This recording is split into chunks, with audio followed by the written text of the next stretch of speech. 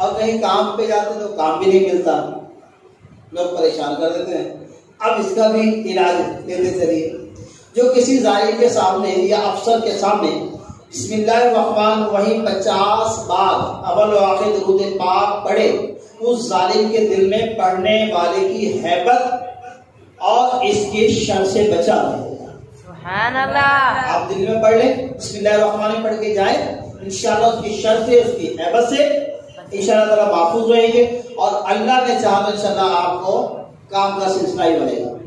اب امیر و کبیر ہونے کی بات بھی کر لیں۔ ابھی کہہ رہے تھے نا کاروبار، دین سب دیتا ہے، دین سب دیتا ہے۔ سنیے، جو شخص طلوع آفتاب کے وقت سورج کی طرف رخ کر کے بسم اللہ الرحمن الرحیم 300 ٹائم 300 مرتبہ درود شریف پڑھے، بسم اللہ الرحمن الرحیم پڑھے، اور پھر 300 مرتبہ درود شریف پڑھے، اللہ عز و جل اس کو ایسی جگہ سے رزق عطا فرمائے گا کہ جہاں سے اس کا گمان بھی نہیں ہو، اور روزانہ پڑھیے انشاءاللہ 1 سال کے اندر امیر و کبیر ہو جائیں گے۔ سبحان اللہ۔ مال دے عثمان غنی جیسا، مال دے عثمان غنی جیسا۔ آپ صرف آپ کے جہاں مال ہو تو کہ چابیاں نا اونٹوں پہ لد کے جایا کرتی ہیں، چابیاں، ایسا مال تھا اللہ اللہ، لیکن خرچ کرنے کے جذبہ صدیق اکبر جیسا تھا۔ آقا نے فرمایا کیا چھوڑا کیا لائے؟ کہا میرے لیے اللہ اللہ کا رسول چاہیے۔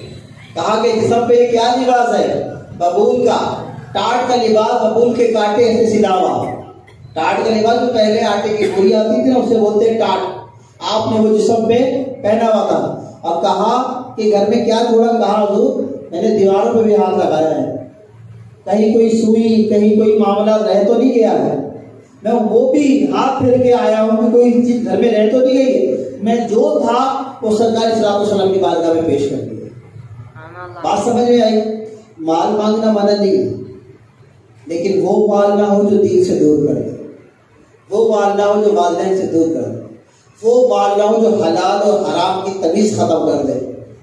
یہ بات سمجھیے گا، اگر آپ حلال و حرام کی تمیز اور راہ خدا میں دینے والے پہلے بندے ہوں گے نا، پہل کرنے والے، پہلے کا مقصد ہے پہل کرنے والے۔ اب اعلان ہوا بھائی 100 روپے مسجد کے خدمت میں ڈال دیں، اب آپ کہتے ہیں 100 روپے تو نہیں ہے،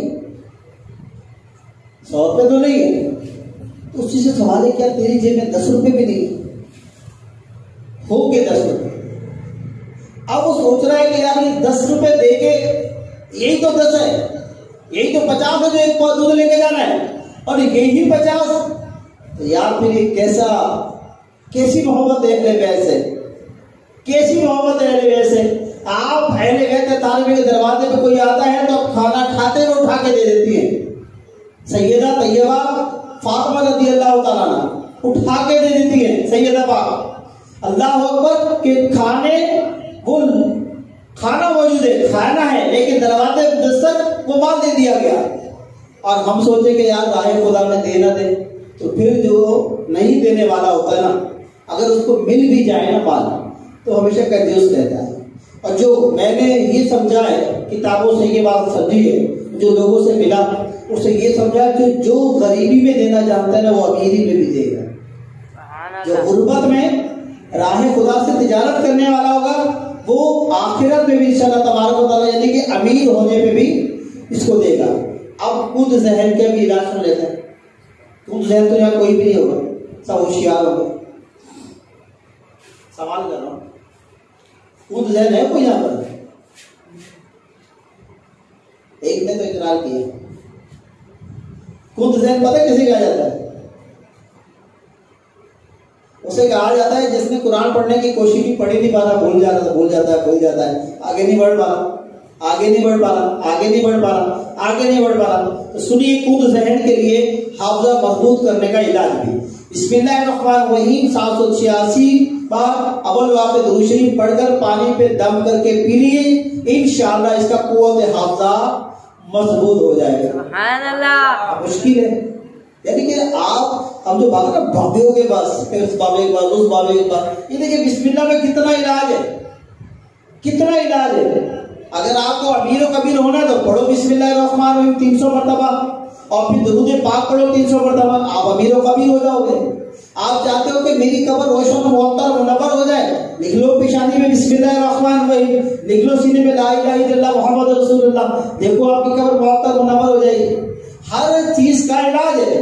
آپ چاہتے ہیں کہ میرا شیطان مجھ سے دور ہو جائے تو پڑھو نا بسم اللہ، گھر میں داخل ہوتے وقت پڑھو نا بسم اللہ، کھانا کھاتے وقت پڑھو نا بسم اللہ، لباس پہن چینج کرتے ہوئے پڑھو نا بسم اللہ، اور بستر میں سوتے ہوئے پڑھو نا بسم اللہ، تو انشاءاللہ تبارک و تعالی اللہ پاک کی رحمت سے یہ سارے علاج ہو جائیں گے۔ صلو علی الحبیب۔